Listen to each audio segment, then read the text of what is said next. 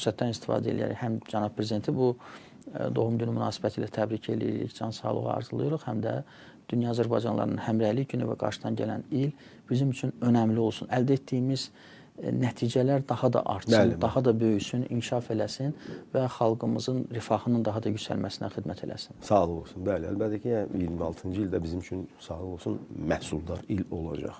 Və təbii ki, bizim qonşularımız ilk Ermənistan yaddan çıxarmalı deyil ki, Azərbaycanın gücü, potensialı, strateji resursu artdıqca bizim müsbət təsirlərimiz də artır və onlar onun xeyrini görürlər və gərək heç olmasa hər şeyi düzgün dəyərləndirsinlər. Mən elə gəlir ki, bunu edə bilsələr, özlərinə xeyir etmiş olacaqlar. Biz öz işimizi bilirik, yolumuzu tapmışıq, yolumuzla mətin bir şəkildə hərəkətimizə davam edirik və həm də istəyirik ki, Qafqaz bölgəsi sülh və əmin-amanlıq bölgəsi kimi təşəkkül tapsın.